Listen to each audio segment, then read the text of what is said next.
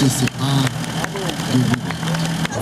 Je suis économique au point d'oublier de me donner de licence pour me restaurer.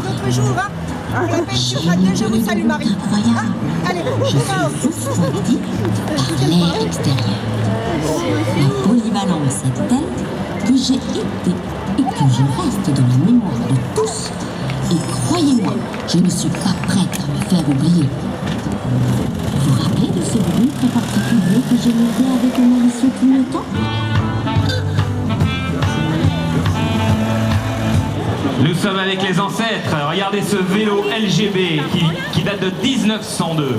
Et puis, en suivant, on a la de Dion.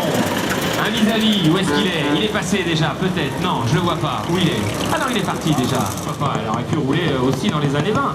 Elle était construite avant. Vous voyez passer la Bugatti, mais si, rappelez-vous, cette forme si caractéristique du fer à cheval. Nous sommes avec une Bugatti type 21. Cette voiture, eh bien, c'est la première voiture de course des Torre Bugatti. Et puis derrière, on a des autos tout à fait marquantes également. On a les Chenard et Walker qui sont présentes. On a des petites Peugeot et le fameux Darmon dont je voulais vous parler tout à l'heure.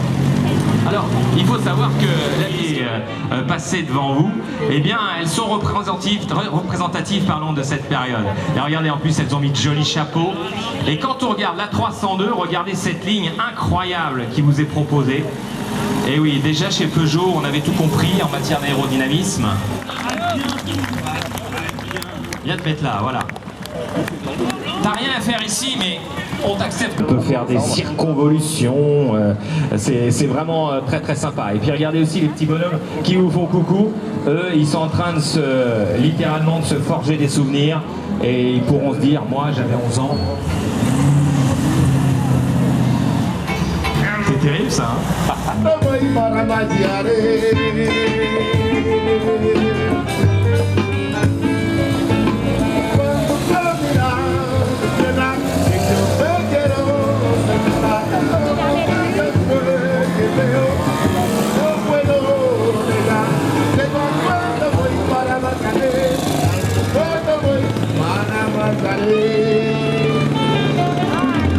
Mario, c'est Brigitte Bardot sur le Solex, regarde.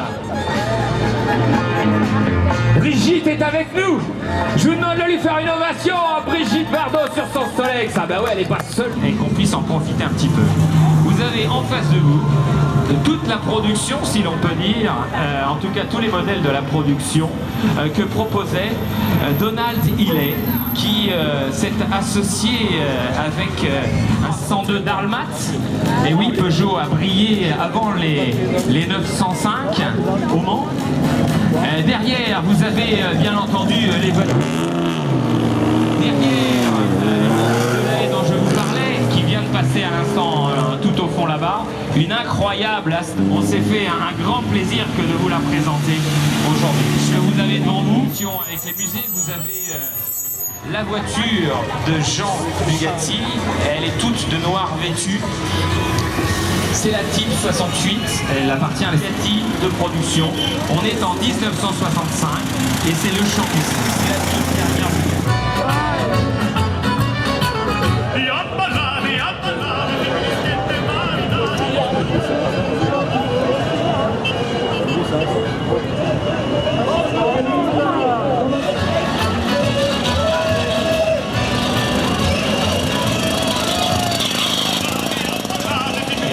Bugatti de production. On est en 1965 et c'est le champ ici. C'est la toute dernière. Vous avez vu également...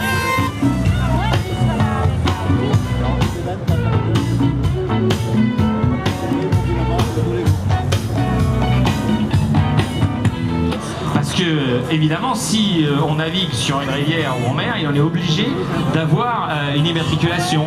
Elle est obligée également d'avoir les gilets de sauvetage, d'avoir tout. Et des autos qui, pour la plupart d'entre elles, ont souvent été utilisées en course et n'ont jamais cessé de courir depuis leur production. On se souvient également avec la R8, dont on voit là la fameuse R8 Cordini qui a permis les Pontiac.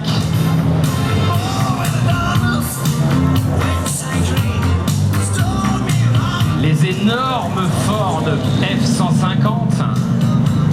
On peut dormir à 12, il paraît, à l'intérieur de la cabine. Les petits Trans Am, les Cadillac.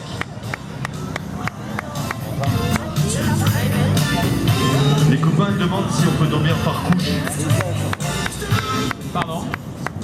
C'est Cobra, avec un moteur, c'est quoi, 5 litres 6 3 litres 5, c'est le V8 Rover, c'est ça? Donc un moteur qui lui est britannique, mais bon, cette voiture est certainement l'une de celles qui... Alors là, on a ce qu'on appelle le choc des générations, vous voyez. Mais c'est ça qui est formidable.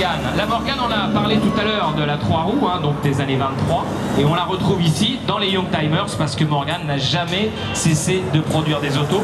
La marque existe toujours, la preuve, elle courait encore, on va prendre la piste. Et elle va être suivie par toutes les autres, gentiment.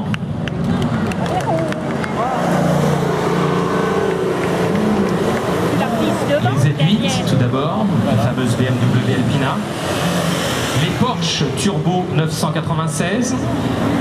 Les Nissan GT-R Nismo. Les Ferrari FF. Les 458 Spider. La Maserati Quattroporte. Derrière la California, la Ferrari 430, une deuxième Nissan GT-R pour la soif, une 997 Turbo, une Maserati Indy, un peu moins récente que celle que nous avons, mais qui est une vraie supercar de l'époque, une Corvette C6, un Spider 458 et juste derrière, et juste derrière, regardez, elle est toute légère.